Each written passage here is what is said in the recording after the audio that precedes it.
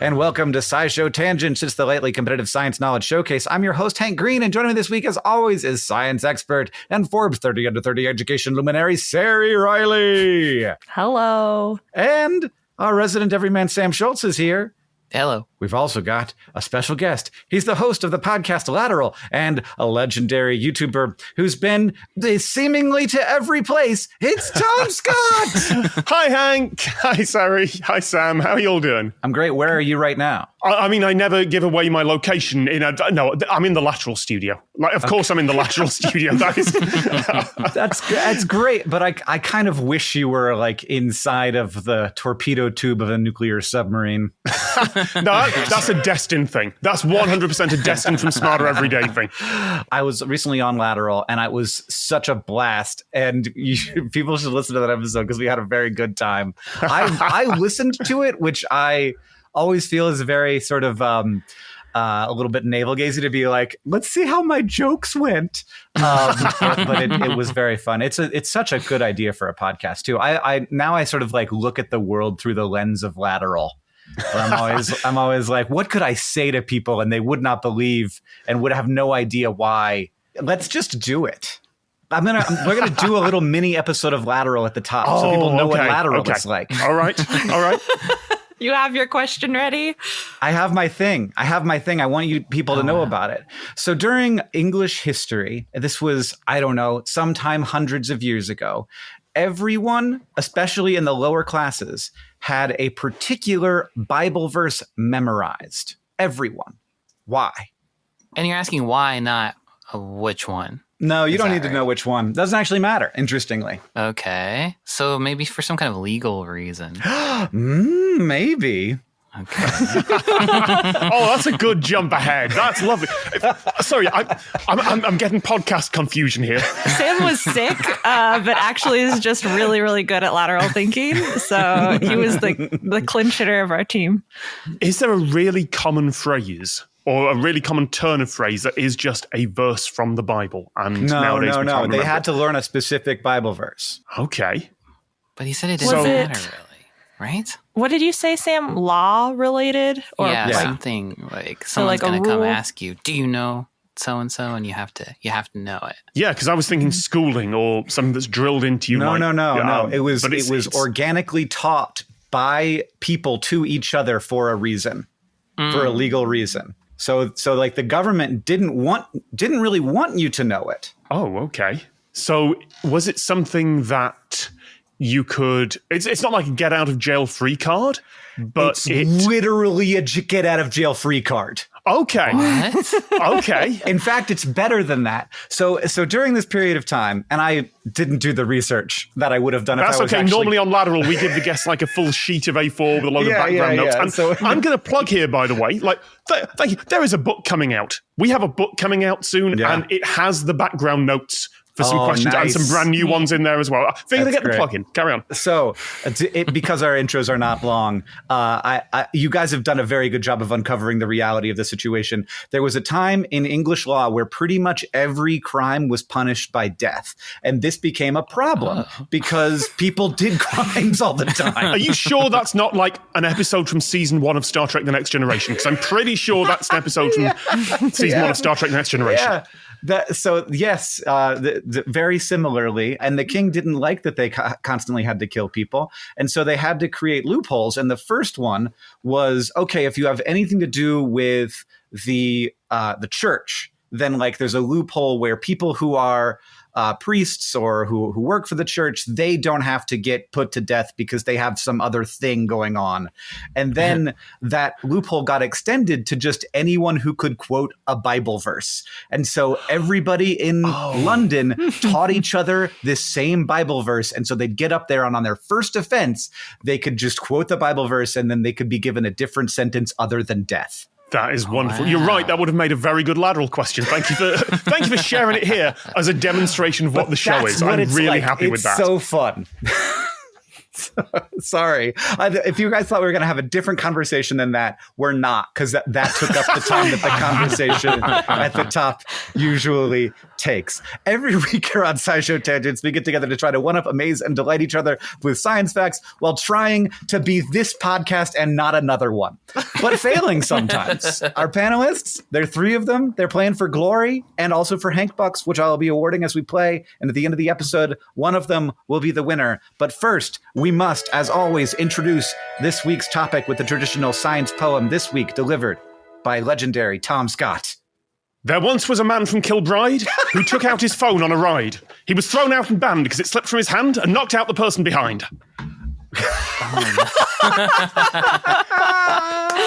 I was trying to figure out how to, bring my cultural heritage and everything like that into a part. It turns out limericks, beautiful. Just limericks.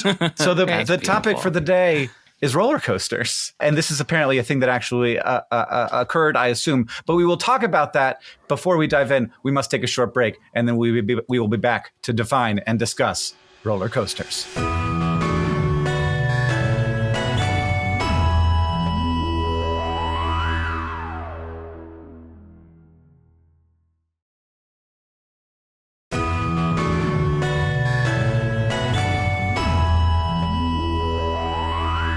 Hello, everyone. We're back.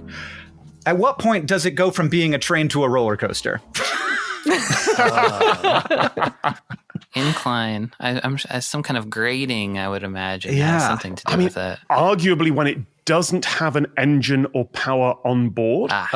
That's a good one. Interesting. When it's given all its power externally at the start or maybe a couple of times during the ride. Interesting. There aren't any roller coasters that have onboard power. There are, but they are specifically defined as powered roller coasters. So they have the power in the roller coaster, not in the track? Yeah, like little kiddie rides, like mine trains, things like that. Sure. Sometimes have a little engine on board. There are also trains that have external power. Yeah, as a trolley, train.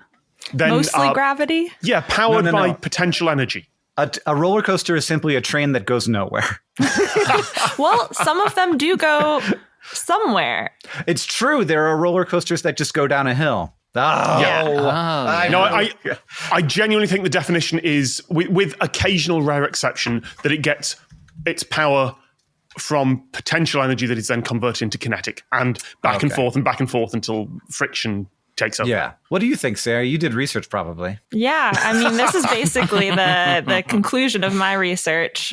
I would also say based on location, you can maybe contain it. If a roller coaster was placed in the middle of a field, or if it was very, very large and spanned a country, then you'd get the lines blurry. But usually we find roller coasters in specific places like amusement parks or theme parks. And there are other elements, whether it is the thrill of the ride or the thematic elements of the ride. So those are the difference between those two. Does it fit into the Fantasyland section of Disney World, or is it intended to bring you to a place where you can eat a corn dog and try not to throw it up while you are enjoying yourself? That's interesting because there is a blurriness there, because Space Mountain is a roller coaster, but like Splash Mountain isn't. Because it's mostly like an animatronic ride with a little drop at the end. It's a log flume ride, Hank. Oh, also it's a log flume. Just for you're floating. But you get what I mean. You're floating. Yeah, roller coaster is a subset of amusement ride. I think you've got to have some form of track there. I like the idea that a roller coaster is a thing that both rolls and coasts. Whoa. Oh, yeah.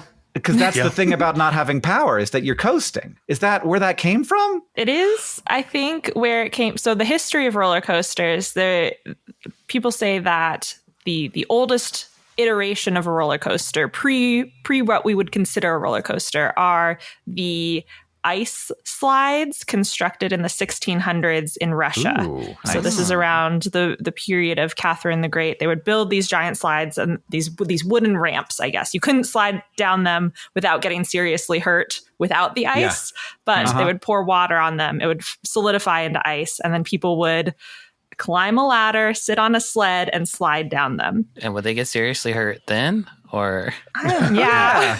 Well, look, but you wouldn't get a splinter in your butt. There are still quite a few languages that have the word for roller coaster as Russian mountain, or maybe a traditional older word for it. Wow. I think French has montagne russe or something close. Again, my pronunciation is going to be off. That's fun. Mm-hmm. I assume the Académie Française at some point has just been angry about the phrase "les roller coaster" and insisted on the old one. Yeah, that's like you get out there. We do not accept this. Is this that potential true? outcome. No idea, but I can believe it. It doesn't sound nice. So, I mean, like, this is different from sledding or just riding on your butt down an icy hill, because it was a whole, like, I'm sure they started there and then they were like, let's build a thing. Yes. And then it has that, I guess, gravity element. We built the thing, and then gravity is the reason why you were sledding down, which is, I guess, the same thing as sledding down a hill.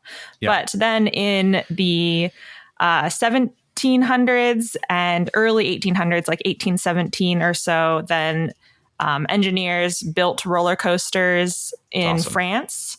So France was, maybe that's why they have such strong feelings about the word for roller coasters, but they took it from Russia, brought it to France, and there were wheels attached to carriages, and those wheels were locked onto tracks. So that is, you can't like fly off the tracks. There is some amount of securing the cart to the track, and guide rails to keep them on course, and higher speeds. And so those are sort of like the first adjacent to modern roller coasters. And then in the 1870s in America, that was where the first sort of like gravity ride came into existence, but it was a mining railway. So it was a track for mine carts that converted potential energy into kinetic energy to move ore along. And then we stopped using it for mining. We stopped and then using some it miners for coal. had too much fun. And we were like, maybe we can make money by charging people a couple cents to propel themselves down. The miners are coming to work for free instead. They love it so much. I did an episode of Citation Needed on that a long time ago. Was that the Flip-Flap Railway or something like, or was that just a different name? Maybe it was the nickname. I have the Mach Chunk. That's it. The Mach Chunk Switchback Railway. That's it. We went on a tangent at one point. I knew I'd talked about that at some point. Yeah. So that was in Pennsylvania. And then the first time the word roller coaster was in printed material, according to the Oxford English Dictionary, was in 1883 in the Chicago Tribune, saying, a curious structure is now in the course of construction. It will be known as the roller coaster, and the objects claimed for it are health and amusement. And they were talking. Yeah. What are we doing? How's it helping? We're not dying on the ice slide. Keep your blood flowing. Yeah. We're not I mean, I just looked at a picture of one of these Russian mountains, and I'll tell you what, they were not for health. But by 1883, they were trying to convince each other that building a roller coaster on the corner of a Chicago street would be good for your health. And that was a circular gravity railway. So a track that looped, had hills and valleys, and the cart would, you'd probably have to drag it up to some point of the top of the hill to get that potential energy. And then you could let it go, let it swirl around. And then they really took off at Coney Island in 1884 when LaMarcus Thompson designed a coaster called the Switchback Gravity Pleasure Railway. So maybe that's for health too. Like, I guess the word pleasure kind of had a different set of connotations back then. Yeah, it's not one of those, what are they, like the Love Canal caves or whatever? Tunnel of Love. Yeah. Just to be clear, Tunnel of Love and Love Canal, very different definitions there. Just those are two very different things. So all that to say, there was at some point where we transitioned from sled on ice to wheeled thing on railroad tracks. And at some point there were rollers that propelled them across, and then at some point it was wheels. But that is where the roller coaster came into play. This has just reminded me of a patent that was never made real. And you'll have to forgive me, this is coming from the depths of my memory. Someone will have to look up the details of this. But there was a Victorian-era inventor who had the idea that trains should just have like a bit of track on a long slope at the front, so that rather than trains having to, pull over to the side to let something else pass on single road, they could just kind of go at each other. And at 10, 20 miles an hour, one would just ride up the other train, go over the top, come down the bottom. And the reason it stuck in my head is that it was some phrase in the advertising or the patent that said it would combine the thrill of travel with the joy of a switchback. Now, I'm not sure how much suddenly, being hoisted into the air on your commute would work for that. But I do like the idea. It would be thrilling. Oh. Imagining my morning commute and the amount of times I pass another train, and I'm always like, whoa, because I sit by the window. but instead you're like, but instead I fly up. Maybe more frightening, you're the train on the bottom, and suddenly it's like, yeah, who bottoms on the train? On the two train rolling over each other. On the train, it's true. I think sometimes they switch. They can do both. They can go both ways. I feel like I have a good understanding of what roller coasters are, which means that it is time to move on to the quiz portion of our show. By some estimates, there are 5,300 roller coasters operating worldwide today. And we had to do estimates because some of them are probably weird minecart things.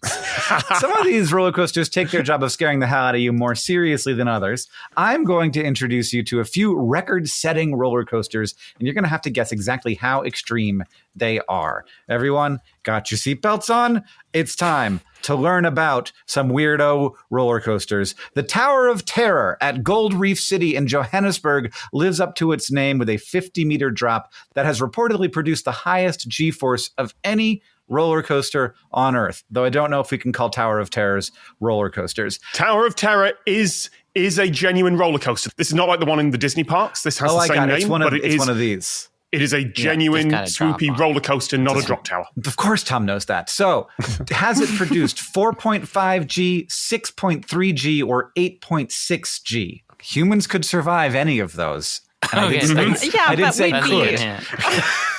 I didn't say we're guaranteed to. Could, but we'd be more or less and less okay the higher the number. How much does Space Shuttle do? The Space Shuttle does about 3, but that's 3 continuously for a long time. Mm-hmm. And there are standards documents from various governments on how long a ride can sustain various amounts of G-force.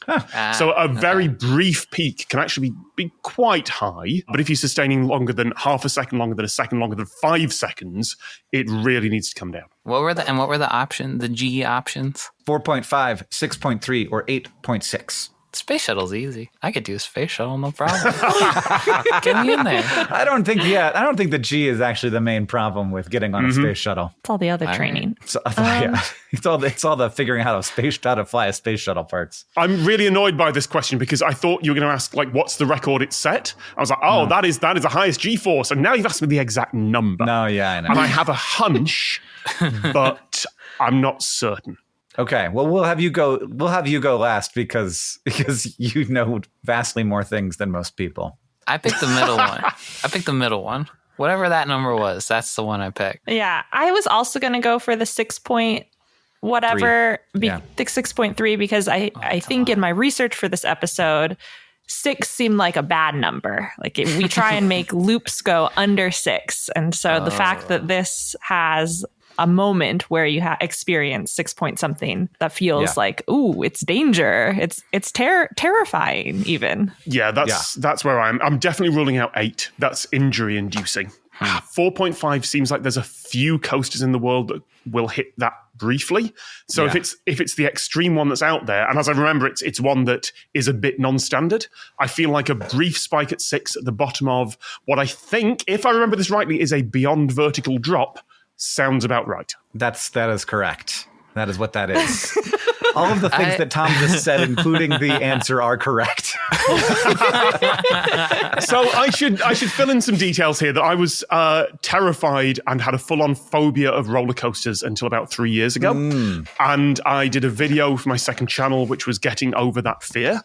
And unfortunately, it has turned into a little bit of an obsession to the point where I've been on quite a lot now.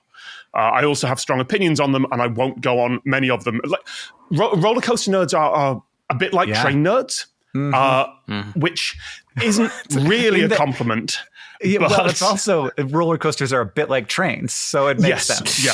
But the wonderful thing is they have all been categorized on various places. I can look up if I'm going to a park, and if it's tagged with like rattle and head banging and discomfort, I just don't go on it. Yeah. Like a lot of the roller coaster nerds will just go on every single ride because they can to tick it off the list and say they've done it. And I can look at a ride and go, no, that will hurt. That's not. I am old enough now that is something I'm going to regret. So do you go around the world riding roller coasters? No, but if I'm in a new place, I will look and see what's in the area. What's your favorite one you've ever been on? It's probably one called Zadra, which is in a park called Energylandia in Poland. And it is one of a brand new generation of coasters put together by a company called Rocky Mountain Construction, who have basically reinvented what it is possible to do with like wood and steel. And it's like doing aerobatics in a fighter jet. Like what I want from a roller coaster is not to get terrified. I don't want to be scared. I don't want to be just crushed in my seat. I want to feel like I'm flying. I want to feel like I'm doing aerobatics in a plane without all the expense of doing aerobatics in a plane. Sure. Yeah. Question number 2. Until it mysteriously closed in January of 2024. Uh-oh. That's all we have on the information. To be honest, can I write down a guess here? You can just tell me what your guess is. Okay, this is the trouble with doing something that is basically my specialist subject now. You don't even know what the question is, though. So what you might be writing down something I'm about to sell you. But there's only one coaster that mysteriously closed in January 2024. It's the Formula Rossa at Ferrari World in Dubai. Yes, it is. Okay, we got an instant fact check from Tom. Yep. It was the world's fastest roller coaster, reaching 240 kilometers per hour. Oh, now I'm in trouble, Hank. Now I've run out of things that I know about that coaster. Or just under 150 miles per hour. How long did it take to achieve that pants-soiling speed? Was it 3.2 seconds, 4.9 seconds, or 5.8 seconds? Those are all the same to me. Those are all the same. Even as someone... So, I did an episode of Let's Learn Everything. And again, we talked about speed and we talked about acceleration and how fast you can go. And the thing about Formula Rossa is that while it hits that speed, it is not the fastest accelerating. But where it sits in those numbers, not a clue. I mean, it's 5.8. I'll go with 5.8, a little slow.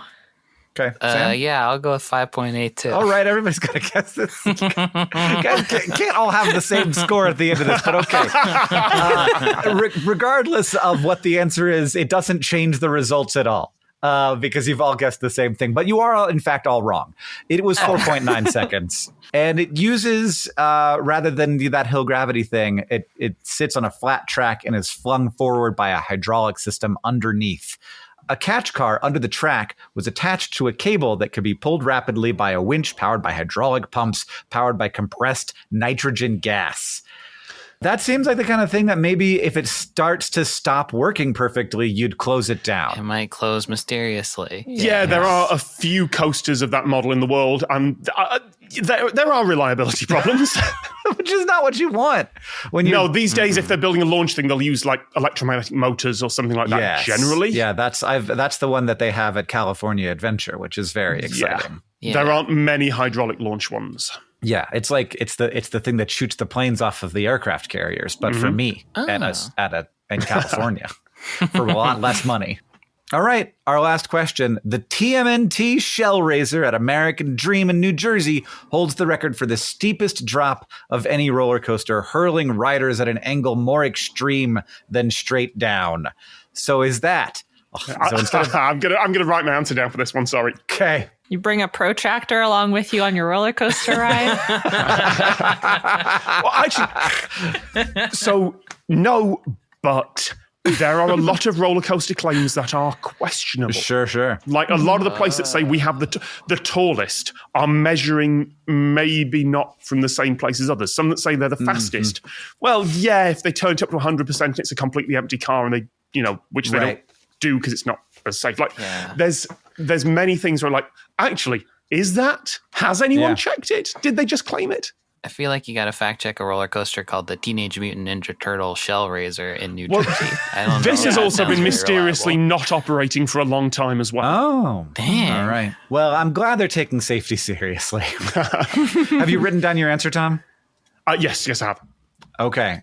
Is it 101.5 degrees, 115.5 degrees, or 121.5 degrees, as opposed to just 90 degrees? Sam, what are your Teenage Mutant Ninja Turtle vibes giving you of this roller coaster? Is it like a TMNT Easter egg? They be dropping, that's it's their date of birth. They be dropping straight down. Is straight down 90? Straight down's 90, so this is more than straight down. Oh, it's more than straight down? They wouldn't take such a risk, actually, so this is bad. The middle one. Okay, good for you. I'm going to guess the smallest one. It is 121.5. It is 121.5. It is correct. I actually misremembered. I've written down 122.5, but it was somewhere in that zone. No, you're penalized. Yeah, that's fair. Honestly, that was such a dick move that honestly I'm 100% okay with that. So this begs the question: is that a hill or is that an inversion at that point? And of course, there's no official answer. And so the enthusiasts argued and decided that an inversion begins at 135 degrees, which is halfway between 90 and 180, as the dividing line between the two. So it is officially still a hill, even though it is also inverted. I don't know about that. That doesn't sound right to me.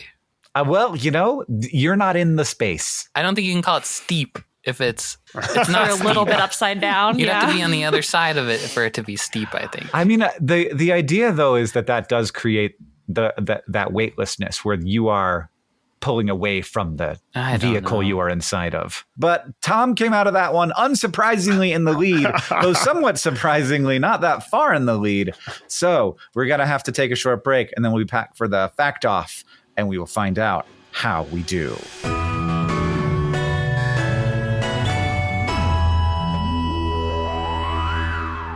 SciShow Tangents is brought to you by Rocket Money, a personal finance app that finds and cancels your unwanted subscriptions, monitors your spending, and helps lower your bills so that you can grow your savings. The year is 2175. Mankind has been conquered by the evil General Subscriptionist, a cunning and ruthless military leader who only has one law, a law his army imposes with an iron fist. All citizens of Subscriptionist must be subscribed to every subscription service, or else. But there is one man, more a legend than a man really, who roams the earth fighting for freedom and helping the helpless cancel their subscriptions. That man is Caleb Mainframe. We join Caleb now as he frees a village from the plight of subscription services. Thank you, Mr. Caleb Mainframe, for freeing our village. Now we can monitor our spending habits, track our bank statements, and even create budgets. But how do you do it? Well, humble villager, one day I, Caleb Mainframe, I'm from California, was wandering the wastelands when I stumbled upon a piece of ancient technology, this data pad. Caleb shows the villager this technology, and it's an iPhone, worn by the sands of more than 100 years. And on this data pad was a mysterious glyph, and when I touched the glyph, it opened a program called Rocket Money. Light shot from my eyes as I heard a voice in my head say, in ancient times, over 74% of people had subscription services they'd forgotten about. The voice told me that most Americans thought they were spending $62 a month on subscriptions, but the real number was closer to 300. So Rocket Money was created to help free them from this burden. It was so successful that in the year 2024, Rocket Money had over 5 million users who saved a total of $500 million in canceled subscriptions, saving members up to $740 a year when using all the app's features. Mr. Caleb Mainframe, what's an American? What's a dollar? And what's an app? I don't know, but Rocket Money and I have traveled this dystopian future, canceling unwanted subscriptions with a few taps and freeing the people of my time. So yeah, that's me. Okay, cool. Well, thanks. Okay, see you later. Is this tale simply a flight of fancy or a grim vision of things to come? It doesn't have to be. If you stop wasting money on things you don't use, cancel your unwanted subscriptions by going to rocketmoney.com/tangents. That's rocketmoney.com/tangents, rocketmoney.com/tangents.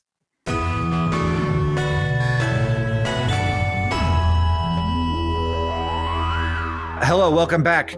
Now get ready for the fact off. Our panelists have brought science facts to me, Sari and Tom have, in an attempt to blow my mind. And after they have presented their facts, I will decide which was the more mind-blowing fact and award Hank Bucks any way I see fit. But first, we have to decide who goes first with a trivia question. Here it is. If you've ever been scared to ride a roller coaster and been egged on by someone by saying, it's not really that dangerous, just feels dangerous, are they actually telling the truth?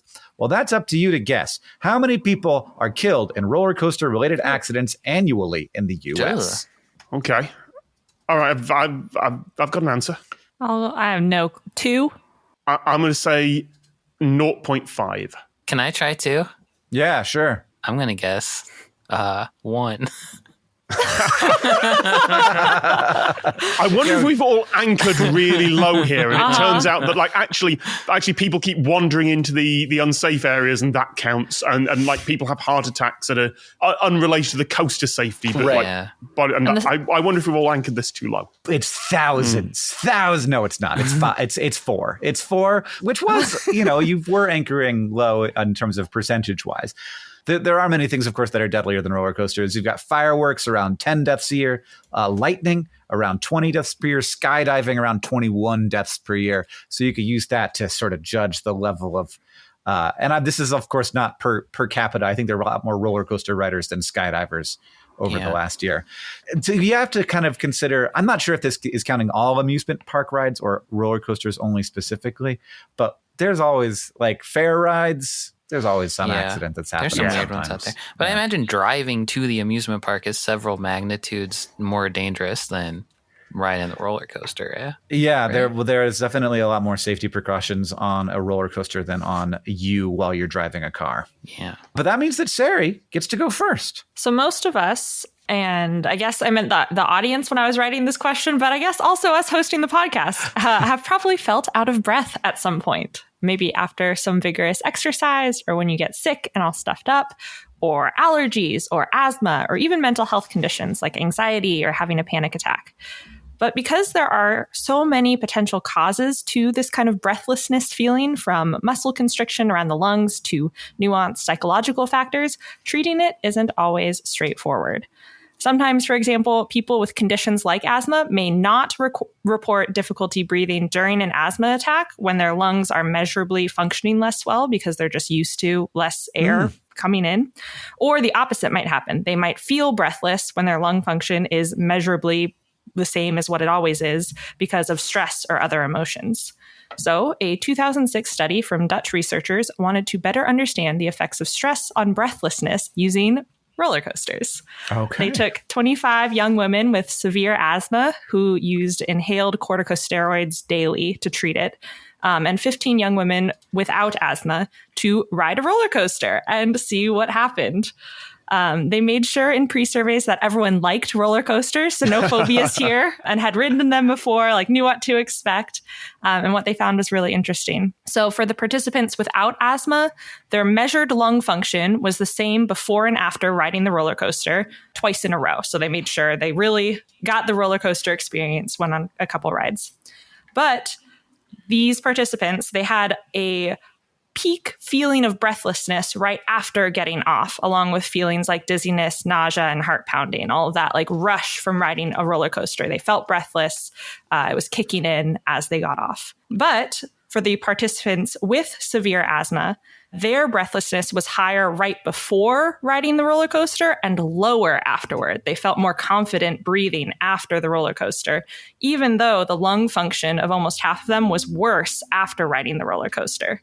So in other words, even though their breathing was physically harder after riding the roller coaster for some of these women, they still felt dizzy or nauseated. They felt emotionally like they could breathe easier in these reported studies. Maybe because that rush of joy of riding a roller coaster helped them feel better, or at least took their mind off of thinking about their asthma and thinking about having trouble breathing. So the takeaway here is not quite roller coasters help with your asthma. You should ride them. It's more like doing things you enjoy, and your emotional state may have a bigger effect on your perception of your breathing and your perception of your asthma symptoms. And can literally help you breathe a little easier. So they didn't design the study specifically where they were like, this is a potential treatment. They went in being like, this is a way that we will uncover more information. And then we were like, actually, it helped. Yes. Yeah, they went in. The technical jargon that they used was the effects of positive and negative stress on asthma, and dyspnea, which is the medical term for breathlessness. Did they identify which roller coaster it was in the paper? Because I feel like there's a big difference in how you feel between like something like Space Mountain, where you are just indoors, can't see where you're going. It's designed to scare you and disorient you, versus one of those big, swoopy, feel like you're flying mega coasters that just kind of take you over hills and sweep you through. I did not see it in the paper in the methods section. It all took place in the Netherlands, and they were university students, I assume from their department, as it is wanted to be. The paper's titled Roller Coaster Asthma, When Positive Emotional Stress Interferes with Dyspnea Perception. So we can write the authors of the paper and say which roller coaster. Tom Scott needs to write it. That is blatantly some students who are like, can we expense a trip to Wallaby? I mean, students all over the country, if you're listening now, test every disease, just everything. Just we gotta get whatever you've got. Test out amusement parks on how you feel afterward, and somebody will fund that for you. With the exception of neck, back injuries, or if you're afraid. I'm just reading the warning sign there. I'm just reading the warning sign. All right, Tom, what do you got for us? I have a very similar fact. And the first part of this, Hank, you may know, because it turns out you did a SciShow video on this many years ago. I think I already know what it is, but hit me. Okay, what do you think the opening one is? Is it the kidney stone coaster? It's the kidney stone one. Yes. Yeah, you were saying test all the other ailments. They tested kidney stones. How much of this can you remember? Yeah, I believe it was Thunder Mountain at Disneyland. And I believe that it was that like there is like literally a certain area of the coaster specifically that can reorient a kidney stone to make it easier to pass. You have a much better memory for your videos than I do for mine. Well, it's a great fact. It's just a great fact. It's a great fact. Big Thunder Mountain Railroad, it was the Magic Kingdom, so it was East Coast Disneyland, but they're very close. And yes, there is a study titled Validation of a Functional Piloclicial Renal Model. Let's be honest, I didn't know how to pronounce that. For the evaluation of renal calculi passage while riding a roller coaster. Basically, are you going to dislodge kidney stones by riding a coaster? And this came from a lot of anecdotal evidence that actually people were riding this and going, well, yeah. And then a little bit later, I went and I passed a stone, which is incredibly painful. Like that is not a magical experience you're having there. no. But it is good to have it out and not in there anymore, growing more and bigger. That is not my main fact. Okay. My main fact is that was what came out of it in the press. Like they won an Ig Nobel Prize for this study. The press was like, ride roller coasters, it'll help with kidney stones. Except it seems to be ride Big Thunder Mountain in the back of the coaster. Wow. And you'll dislodge kidney stones. Like there's like a dose-dependent response depending on where you are in the coaster. This is my fact, because I pulled up the tables that they had in the original study. And in the front of the coaster, 1 out of 8 rides, 1 out of 8 rides, 2 out of 8 rides for the various sizes of kidney stone. By the way, terrifying thing in here, I read this as like 64 millimeter kidney stone. I was like, what? That is terrible. No, it's volume. It's 64 cubic millimeters. It is about a 4 mil diameter kidney stone. That's a big stone. It's not an operation stone. Front of the coaster, that would be 4 out of 24. Back of the coaster, 8 out of 12, 7 out of 12, 8 out of 12. So we're doing 3/4 in the back of the coaster, 1/4 in the front. Did they put people in the middle? They didn't. They I think managed 20 rides on this. And to be clear, this is not people. This is a synthetic kidney that they have cast down sort of transparent stuff. So they have repeatability, so they can place the stones in various points and test in various things. There is a quote in an interview with them back from 2016, and this is not in the paper. Quote, "We tried Space Mountain and Aerosmith's Rock and Roller Coaster, and both failed." Yeah. Wow. Ooh. I think that's a massive clue that no one's picked up on. Yeah, that's it. That makes sense to me. Like these are not the same things. Like coasters are different from each other, obviously. Right. But the fact that the front versus the back matters is bonkers. But it really does. If you're riding a coaster in the front, then you get far less what's called airtime or ejector time. If you're in the front of a coaster going over a hill, you're already a little bit of the way down the hill by the time it starts accelerating, the balance tips over. So you kind of fall down and you get less of that kind of jump out of your seat. You're not getting yanked down. So you're just like tipping where the people at the back are getting yanked. Yeah, but not only are you getting yanked down the hill, you're getting yanked over the hill. So there is a very strong sudden pull downwards if you're in the back. Now, those two other coasters, they're both indoors. And they are what someone I know described them as being like a hug from gravity. You don't get much of that floaty sensation in them. You just kind of push into your seat and jerked about all the time. And it's into a loop and it's tight and it's a lot, but it's all kind of crushed into your seat gravity. Whereas Big Thunder Mountain, that has airtime. That has hills. That has that kind of floaty feeling. Yeah. And I cannot believe no one else has gone in and studied this. It really seems like worth doing, and also not that expensive. Like you should do, like, you're not going to double blind this, unfortunately, because you know what roller coaster you're on. Yeah. But it does, like, there's plenty of people with kidney stones that like live in Orlando. And, if you were in other countries, maybe you would go and get them professionally removed with ultrasound or something like that. Yeah. But this is the US and there's a lot of people there without good healthcare. Yeah. So, and also you're going to be, maybe like it's an excuse to take your family out. And be like, hey, this is going to be like, we'll get the double benefit. This could be a package they sell. You get some fast passes to ride Big Thunder Mountain. And then after, like, they could maybe do like a little ultrasound therapy right beforehand and then put you on to increase the response rate. And then they could keep your kidney stone, put it on a wall. Yeah, there'll be like a whole like rack of them. Yeah. Just pebble dash a building. It'll be fine. I did find a response to that initial article, which is evaluation of renal calculi passage while riding a roller coaster, which is Michael Bailey, PhD, who points out that actually there is just an ultrasonic thing that can do this. Like they're working on it right now, that if you want to create that sort of movement and vibration, you can tune ultrasonic waves to actually move kidney stones that way. And it's probably a lot better way of doing it. But also we don't know because no one has done the study. And this is my fact. This is the conclusion of all this. Yes, It's not just that it is go on a roller coaster, it'll help with kidney stones. It is the position you ride. It is the type of coaster. So I would love someone to go out there with a similar kind of arrangement. Honestly, I'm tempted to do this. Like, just get like a fanny pack with this inside that you can hide from like security and like, actually, we're going to ride this coaster and we are going to take an accelerometer, which they didn't do. They just took the front and the back and took it as anecdotal evidence, it's a great initial study. But this is like 8 years ago, and I cannot find any follow-up studies. That's wild. Because no one's going to fund that study, right? Why not?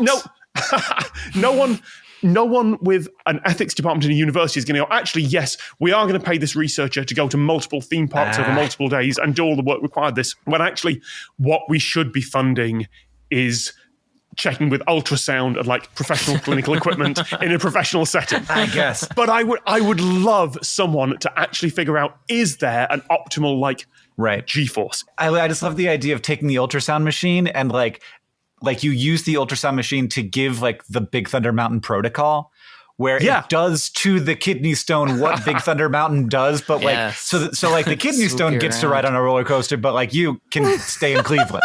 Well, this is the other thing about different types of Gs on roller coasters. I avoid roller coasters with rattle, and there's kind of a few different. You can have the big G-force stuff, the big swoopy stuff, and you can have the kind of medium level where actually it's designed to throw you about a bit and feel like you're going around tight corners like a wild mouse coaster. But then you also have the ones where the track's just really rattly and it's unpleasant. It feels like you're going over bumps in a car and you get a headache. And I hate those. But like, which of these is better? Yeah. Is it that you're... Because it's not about what Tom likes. It's about what the kid experiences. Right. So I would love to do that study. My fact is not that roller coasters help with kidney stones, because that's not true. It is that some specific seats in Big Thunder Mountain help with kidney stones, and we should really figure out why. Well, you came into it in the lead, and... You've also been like tirelessly advocating for the quality of your fact. It was a real campaign. It felt like. I can't keep going on people's podcasts and acting like a dick, Hank. I really, you're setting me up as the bad guy here, and I have to apologize. No, much like Iron Chef, everyone is rooting for me to lose because I guess it's doing such like fantastic, wonderful thing. You found a research study within a paper. I presented a paper that exists, and I feel like there's a concrete difference between those two things. I was going to say the slightest bit of pressure on Sari could also get her to say, my fact sucked. So, not that it even did. She would just say that it did. So we've got Sari Riley better than Bobby Flay is what my show notes now say. and Tom tireless fact quality advocate. The kidney fact is objectively, I think, more mind blowing. Just that that like a roller coaster could be a medical treatment, but maybe they are tied. And in any case, Tom comes out on top. Congratulations, Tom. And now it is time to ask the Science Couch, where we ask a question to our couch of it used to be an actual couch, Tom. We used to record this in a building. Finely honed scientific minds. Sam, what's our question? At the perfect bot Steve 4916 on YouTube asked, what is the roller coaster feeling you get in your stomach? Did it evolve specifically, or is it just a consequence of a different feeling that was only discovered when we started moving way faster than normal? We recently went over kind of like a pretty big like little hill in the car, and my son said, "I felt that on my balls." Okay, and he's right. Like, no one says that because it's really awkward. But yes, if you have the equipment for that, that's kind of where you feel it. I guess they're floating around down there, aren't they? Yeah. Well, here's the thing. I have a strong opinion on this because I was scared of that feeling specifically. That is a thing that like part of it was like the click of the lift hill, everything that goes with roller coasters. But the feeling I was specifically scared of was that drop, that going over a hump in a car feeling where the world drops out. And I hate to say this, but that feeling is fear. Is it just that fear? Feeling is not an inherent part of your body's response to falling. That feeling is fear. And I know that for a couple of reasons. One is that I don't get that anymore. I still get that feeling if I go over a bump and I'm surprised by falling. I still get that on an indoor coaster if I am surprised by a drop and I didn't know it was going to happen. And I can still get that on a coaster I haven't ridden before if it does something surprising. I can still get that. You feel it in your balls. But if I can see the bottom of the coaster and it's like something I've been on before, I don't feel that. And the counter argument to that is I once got that exact feeling while, indoor parachuting or indoor skydiving, where there's just a giant fan underneath. Yeah. I was in that and I could see the fan underneath. Because this was not one of those tubes in a wind tunnel. It was just a big old fan underneath you somewhere in New Zealand. And as that fan spun up, and I realized there was nothing between me and it but the net, I got a little bit of that feeling. I was like, why do I feel that? I'm not floating yet. And it is just fear. And I know that there are going to be people arguing with me about that because they have different... I'm going off lived experience here. It's fear. I mean, it's also the feeling you get when you have a dream that you fall. So I guess that makes sense. As far as I know, it's not a reaction to falling. It is a reaction to being afraid of falling and your brain going, grab a branch. Right. It's not a feeling you get when you are afraid. It's a feeling you get when you are afraid of falling, or you are like, it's a specific falling fear feeling. Although I don't know, maybe none of us have ever been afraid enough to get that feeling in other situations. Maybe that is, you turn the corner and there is a saber-toothed tiger in front of you. Maybe you get that exact feeling. I have been lucky enough never to have that, either in the specific case or the general case. Yeah. But maybe it is just fear. Sarah, did your research align here? Yeah. So I have had similar feelings, and maybe it's because I have like a diagnosed anxiety, depression, mental illness. That'll do it. Flavors of it. It is not the same quality as like roller coaster drop, but I've definitely had similar intensity of stomach drop feelings in situations that I'm dreading, or situations where I feel like I've made a humongous mistake. Instead of like, I don't know, a normal level of this is bad. It's like, oh, I can like physically feel something is wrong, in the way that I like break out in hives and have very physical reactions to emotional responses. I think people's bodies do different things. I would say yes, fear, and yes, maybe it is a signal. Like fear is one way, but it is a way for your body to signal that something is wrong and you are potentially in danger. And we have a lot of those. Yeah. So it could be somewhat influenced by physical things. So I think there are articles out there. There was like a 2012 article, an interview with a surgeon that said how your organs are suspended by different ligaments and are attached to the nervous system, especially the enteric nervous system, with different connections. And when you have airtime on a roller coaster, when you're in that free fall, your organs kind of like gloop around in you and are in positions that they're not normally in when they're sitting flat. And I don't think the sensation is you feeling your organs moving, because they're kind of sloshing around. You're just like a bag of blood and goop. It's not like astronauts get that feeling all the time or anything like it. But it's your body saying, this isn't normal. Like, I don't expect it to be this way, which is how you can condition yourself to it. Once you expect a drop, or once you're familiar with that feeling, you can tell your body like, oh, actually, I'm not in danger. Your body can, or your brain can process to some degree. I'm not in danger. I don't need this warning sign. And therefore, it's probably okay. But there's a lot we don't understand about the enteric nervous system and this gut-brain interaction. But we have a lot of sensations that are tied to emotions like fear or anxiety or whatnot in your stomach, like butterflies in your stomach, or I don't know, this stomach drop feeling. And there's a lot we don't understand, I think, about microbiomes and hormones and all the signaling that goes on, not only to constrict and relax your digestive system to make sure food can make its way through, but also the ways that that interacts with other things like stress poops, or stress constipation on the other thing. Everyone is a little bit different, I think. And that's all tied together with all these other feelings too. It's almost like evolution was like, where should we make these people feel this? And it was like, what the most vulnerable spot? Right.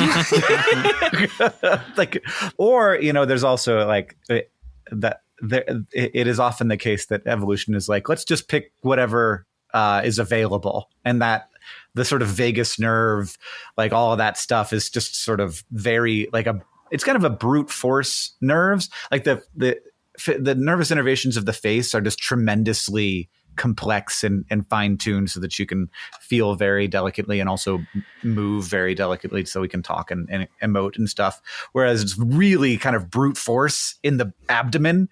It's just like not a lot of nerves covering a lot of area, which is why a lot of things feel the same. Like diarrhea cramps can feel the same as getting kicked in the nuts. And so it's just sort of like all doing one job. And it feels a little bit like, oh, well, like we've got this here doing that. And so if we wanted to create a fear response, it would be sort of use the brute force area of the nervous system that's not being used for much else. And it's a really unhelpful bit of advice for people who want to go on roller coasters and want to get over the fear. All you have to do is not be afraid and it'll feel fine. That's not helpful. Well, it seems to, I guess like do it over and over again. Exposure therapy. Also scream into it. Like genuinely helps. Genuinely. I don't think my wife would appreciate that on a car ride though. No, absolutely not. But it turns out that if I'm on a new coaster and it's big and I'm a little bit afraid, the difference between me going and me going, come on, let's have it, as we go down the hill, actually makes a difference. Wow. That makes me want to get a beer with you. Come on. I do go very British at moments like that. Yeah. Funny. And now, for our listeners on Patreon, we're answering a bonus Science Couch question. Sam, what do we got? At MaxRBMC on YouTube and at Lee Flitter on Twitter, that's fun to say, asked, why was I fine with them as a teen, them being roller coasters, but by my 30s got very sick on them? If you want to hear the answer to that question, as well as enjoy all new episodes totally ad-free, head over to our Patreon. That's patreon.com/SciShow Tangents. At our $8 a month tier, you get new episodes ad-free and extended shenanigans as we answer a bonus Science Couch question every episode. You'll also get a link to join our private Discord server and maybe also some more goodies in the future. Who knows? Also, all of our old goodies are there already for you to enjoy. Our patrons are the best, and we are very grateful for their support. If you want to ask the Science Couch your question, you can follow us on Twitter at SciShow Tangents, or check out our YouTube community tab, where we'll send out topics for upcoming episodes every week, or join the SciShow Tangents Patreon and ask us on our Discord. Thank you to Chris P. on Discord, at Savim S. on Twitter, and everybody else who asked us questions for this episode. Tom, thank you so much. Tell us more about the Lateral book. Yep, the tie-in book to Lateral, which is the podcast that Hank has guested on and which I do every week, is coming out towards the end of this year. Lateralcast.com for the book pre-order. Also just search Lateral wherever you get your podcasts, and there are weekly episodes, including ones that Hank has been on. It's such a cool, weird, fun idea for a podcast. It feels very British. Yes, it does. Can I recommend never coming up with a podcast format that needs 3 different guests an episode and a load of research? Yeah. It also feels very Tom Scott in that way, where it was like more focused on like the goodness of the idea than the implementability of the idea. Which I think that's a compliment. I'm not sure. It's the meanest thing I've ever heard you say. It's not mean. It's not mean. It is about a man who is focused on quality. Tom, I really appreciate you coming on the podcast. Also, I appreciate every time we get to hang out. You're so much fun. If you like this show and you want to help us out, it's super easy to do that. First, you can go to patreon.com/SciShow Tangents to become a patron and get access to those new extended ad-free episodes and our Discord. Shout out to patron Les Aker for their support. Second, you can leave us a review wherever you listen. That's helpful. Helps us know what you like about the show and helps other people know what you like about the show. And finally, if you want to show your love for SciShow Tangents, just tell people about us. Thank you for joining us. I've been Hank Green. I've been Sari Riley. I've been Sam Schultz. And I've been Tom Scott. SciShow Tangents is created by all of us except for Tom and produced by Jess Stempert. Our associate producer is Eve Schmidt. Our editor is Seth Glicksman. Our social media organizer is Julia Buzz Bazzaio. Our editorial assistants are Deboki Chakravarti and Alex Billow. Today's game was written by Daniel Comiskey. Our sound design is by Joseph Tuna Medish. Our executive producers are Nicole Sweeney and me, Hank Green. And of course, we could not make any of this without our patrons on Patreon. Thank you. And remember, the mind is not a vessel to be filled, but a fire to be lighted.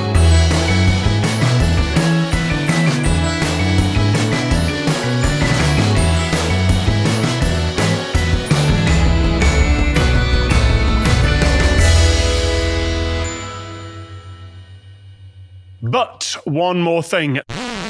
There's a Danish candy company called Bonbon with product names that translate to seagull droppings, ant piss, or dog farts. So naturally, they created a theme park called Bonbon Land with equally rude attractions. The oldest roller coaster in the park opened in 1993, and its translated name is the Farting Dog Switchback. It's not especially big or thrilling, as it reached a top speed of 30 kilometers an hour, 18 miles per hour, on a track that is 4.5 meters, 15 feet tall at most. But you do get to ride past a statue of a cartoon dog defecating while being serenaded with farts and barks playing through speakers. What are they doing over there? Why are they doing that? It was on my list of things to film, and for some reason I never got round to it. I just never got round to it.